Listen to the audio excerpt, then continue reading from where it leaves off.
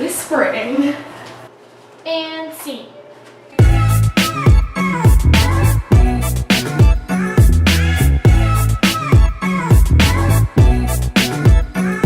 Hello! So in today's video, we will be discussing the differences between community college and a four-year university for everyone deciding where they want to go, what they want to do, because it can be a very stressful experience. Very stressful. But we're just going to discuss some things to consider going through the differences of a four-year versus a community college.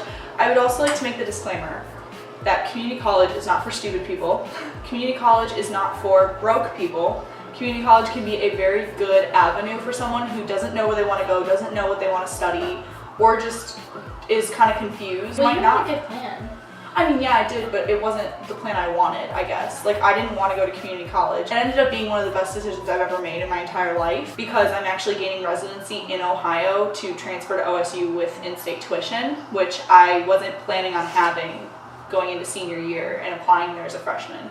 And it's way easier to get in as a transfer, and that's true for most schools, that it's much easier to get in. The first point we want to get into is definitely class sizes. Yeah, my classes, like I had a lecture last semester that had about like around 300, but this year my biggest lecture is like 70 kids, but also like multiple classes. I have multiple classes at like 20 to 30. My largest class size has been 30 kids, and the smallest, like my English classes both semesters, have been a total of 9 kids.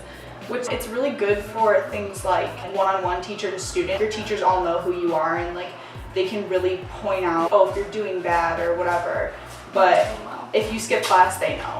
With those big lecture halls that I have, we have labs that the students are separated into different labs that you like meet once a week or something, and that's run by like a TA or taught by a TA. So they also can kind of help you with that, but also it's not like the same. It's not the professor that you're used to like talking with. And of course there's like office hours and things, but it's just hard to like to really get to know your professor. Yeah. So the next point we want to get into is commute times and getting to class. Yeah. So my commute, because I live off campus, they don't have dorms at my community college, and it's about a 30-minute drive depending on traffic to and from class, and then you have to also make time to like walk to your class because there's only certain places that you can park with your parking pass. It's horrible. The biggest downside of community college is commuting and trying to find parking and all the gas money you spend. That is definitely the worst. There have definitely been multiple days, like at least 5 times a week, where I wake up like maybe 15 minutes before class, and I just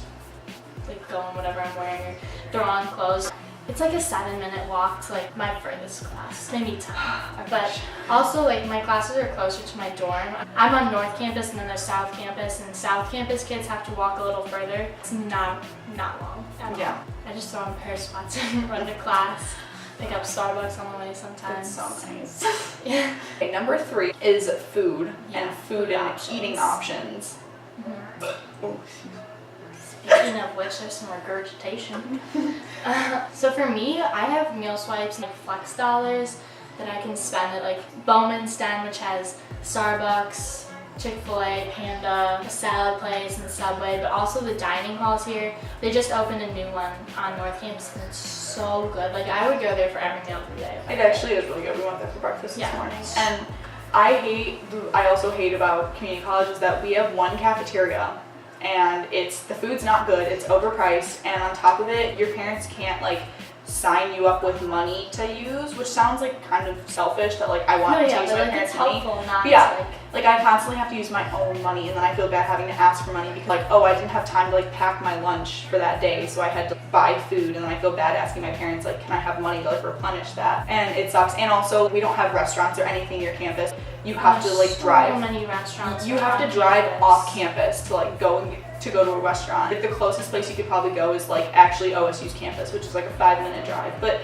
if you're trying to catch a meal in between classes, it's not possible. Yeah. So it's definitely possible. Yeah, I mean I've passed like Bowman's Den, like I mentioned before, to every class, and like even off campus is so close. Like you can see out the window and you can see off campus, and there's restaurants all along the streets. And even on North Campus, there's like a Papa John's and a sushi place and like another dining hall. The next point is living and where you live and how you live and that kind of stuff. And I mean, obviously community college, like I said before, we don't have dorms, so you have to commute. Also, no one is there to make friends. Like, you go to community college and people are either there to transfer to a different university or they don't want to be there. Like, they just want to get their associates or a technical degree and just like go into the workforce. Nobody's there to make friends and have fun, which really sucks because it was really hard for me to make friends. And I thank God, like, I made one friend. Like, Lily, if you're watching this, hey girl, I know you watch our videos. And like, I've made friends with all of her friends, and I like consider them my friends now, and I'm really grateful for that. And it's just really difficult to make friends, whereas here. Yeah, I live in a dorm. As you can tell, that's Yes. my kitchen, my living room area.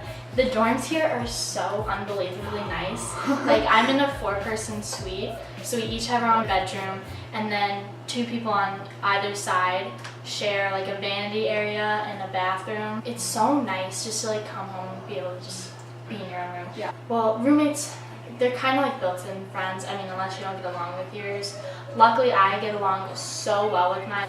They're my best friends here. We have an apartment for next year. I'm super excited. And we're also like really good friends with the guys that live above us.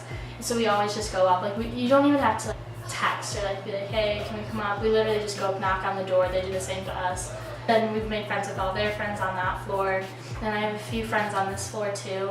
But also because they're so nice, like nobody ever wants to leave their rooms. Yeah. On the point of making friends, like, there's so many activities to do. And like, I'm in a sorority, so that's like a bunch of friends. And just like the classes are big. You know, you gotta talk to the person next to you to get notes or this and that. So it's really Yeah, and like everyone like lives near each other because like most people live on campus, whereas for me, like some kids I talk to live further than I do. Some kids I talk to, like, yeah, they live close to me, like they have their own friends, like they're not trying to make friends. And like most people, like I said, live on OSU's campus and live in an apartment. They all have their friends, like nobody's really there to intermingle. So the last one that we want to talk about is definitely tuition and costs of schools. Which, if I have to say anything, probably the best thing about going to community college is the expense, because you pay by your credit hour. So if you don't have a lot of money but you're still trying to go to school, you want to work towards a degree, you can take 1 or 2 classes and then you pay for how many credit hours you take. So there's an in-state and out-of-state tuition, but it's by credit hour. The tuition and cost is a lot cheaper, and there's not a lot of like added expense. You only pay for credit hour, and then like you have some lab fees and textbooks, but it is a lot cheaper than 4-year. Yeah, I luckily have in-state tuition at UK, but I know like all my roommates have out-of-state, and it's a lot of money. We're talking It's about so tuition. confusing. It's really expensive. Yeah, she's out-of-state. Yeah, she's out-of-state. And then on top of that, like, books are so expensive, and they're required for some classes, Yeah. but I hardly even use my book. Yeah, I don't. And then like on top of that, there's meal plans, so you can get a whole bunch of them. And then on top of that is these dorms are like amazing, but they're also very expensive. Like my apartment for next semester is not nearly as expensive. You definitely have to, when you're looking at a 4-year, if you're looking at a 4-year, like you really need to pay attention to, and you need to pay attention to how much money you're spending and if it's really worth it to spend that much money. The dorms at Ohio State are so expensive and they're horrible. It's like living in a shoebox. Like, I know my friend's quad, literally it's 2 bedrooms and they have like a living area, but it's literally the size of this living room. It doesn't even have the kitchen like behind it. They have a bathroom and then it's 4 girls living in 1 single bedroom. In At least bunk it's beds. not a community bathroom. I mean, yeah, but it's so bad. Their dorms are not worth, like, it's like $10,000 or $11,000 you pay a year there to live in the dorms. It's not worth it. I would highly recommend getting around it somehow or going somewhere else, like, if it comes to that. But like, luckily for me, when I transfer next year, I am out of the housing contract. Because I'm a transfer, it doesn't apply to me. So I can live wherever I want, which is really nice, and I have an apartment. I don't know why they do that. You're not required to live on campus like second year for sure, but I'm not even sure if you're required to live on campus first year. I guess. Well, I know at the University of Kansas, it's not required any year. Like, you can get an apartment or you can live in the dorms. Yeah. They say it's because they've done studies that living on campus helps like with your focus, but I really don't believe that. Yeah. Because you like make friends with people and everyone is like doing crazy stuff. I would lose my mind in a tiny dorm. Our dorms have like study rooms, but a lot of people go to the library, and you can drive to the library. Well, even from like off campus, so I don't understand. Yeah. If you're also looking to like rush or be involved with like things like that, you can, that's another living option, but it's also another expense because sororities are so expensive. Yes. It would be nice, like fun to live in the house, but personally that's not my forte. And so that's just like another expense. And Mhm. so you really have to factor in all of the elements. Yeah, and like just really make sure that you know what you're getting yourself into. Like, not saying a 4-year is bad at all. Like, I can't wait to move to a 4-year because of like the things I talked about, how I literally hate about community college. But like, it is very expensive. Looking at the expenses, my expenses are like quadrupling from this year to next year. Thank you everyone for watching this video. We really hope you enjoyed our, We helped you out. yes, and we gave someone advice. Also, you can comment down below and we will respond to any questions or anything like that. Thank you everyone for watching. Bye!